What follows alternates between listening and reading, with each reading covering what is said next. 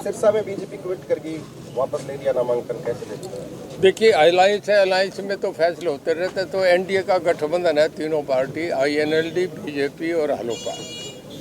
पवन बेनीवाल भी अब अभय सिंह के साथ आ चुके हैं, जिन पे अभय सिंह ने आरोप लगाए थे पिछले चुनाव में। देखिए ये उनका आपस का निजी मामला है, वो क्या आरोप लगाए नहीं आ रहे। अब कभी वो कुछ बोल देते हैं, कभी कुछ वो चाचा पे भी एलिगेशन लगा देते हैं, अपने भतीजे पे भी लगा देते हैं।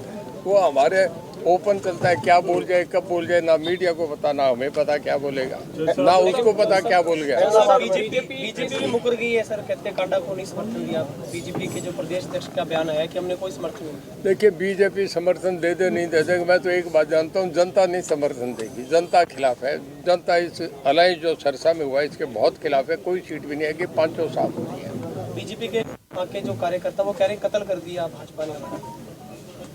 हो सकता है अब उन्होंने कर दिया, मैं तो ऐसी भाषा में कुछ कहूँगा नहीं, किसी के निजी कमेंट्स पे कोई कमेंट नहीं करूँगा, मैं तो पॉलिटिकली बात कहूँगा। कोई तो किसी राजनीति के आप बड़े खिलाड़ी रहे हैं, हालांकि आप भी बीजेपी सरकार में मंत्री थे, बीजेपी भी ज्वाइन भी की। आपको क्या लगता है कि इस विधानसभा चुनाव में बीजेपी कौन सी रणनीति के तहत चुनाव लड़ रही है?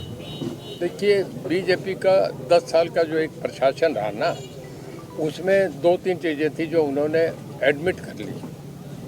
एक तो ये था कि सरपंचों का लिए जो फैसला किया गया था 5 लाख का, वो फैसला गलत था, जिसको बाद में माना और फिर चीफ मिनिस्टर ने बुला के बारी बारी, एक बार नहीं 3 बार सरपंच को बुला के कि नहीं 20 अच्छे नहीं होते, 21 देता हूँ। ये बैकफुट पे जाने के बाद था। एक जो फैमिली आईडी का था, हम आपस में बैठते थे, कैबिनेट मिनिस्टर थे, सब बातें होती थी। फैमिली आईडी का बहुत हुआ, जिस बच्चे ने अपने घर में बेटी की शादी करनी थी वो ज़मीन नहीं बेच सकता था, इतने डॉक्यूमेंट्स इतने पेपर्स का मामला आ गया। जिसने हॉस्पिटल में जाना था, इलाज कराना था, उसे 50,000 रुपये चाहिए था, वो ज़मीन नहीं बेच सकता था, कोई प्लॉट नहीं बेच सकता था, रजिस्ट्रियाँ बंद हो गई थी। ये ऐसी दिक्कतें आई जिससे आम जनता खिलाफ हो। और आज मैं समझता हूँ ये माहौल की वजह से है कि बीजेपी 15-17 सीटों पे आ गई। बात आ जाए तो आपके पोते अर्जुन चौटाला आपके सामने चुनाव लड़ रहे हैं आईएनएलडी से, शीशपाल कंबोज हैं, सर्वमित्र कंबोज कांग्रेस से हैं, क्या समीकरण देखते हैं आप? प्रजातंत्र है, हर आदमी को लड़ने का, अपना चुनाव करने का, लड़ने का अधिकार। मैंने बताया ना, समीकरण वहाँ थे ना, फाइट कांग्रेस में और रणजीत सिंह में रही थी जब ये 4 लोकसभा लड़े थे। मैं आज भी मानता हूँ कि यह फाइट जो रहेगी वो कांग्रेस में और मेरे में रहेगी, दूसरी पार्टी बीच में ना बीजेपी है ना आईएनएलडी है। आपने इलाहाबाद समर्थन किया है, अपने भरत सिंह का समर्थन किया है, तो क्या वहाँ आप जाएंगे, मीटिंग वगैरह भी लेंगे?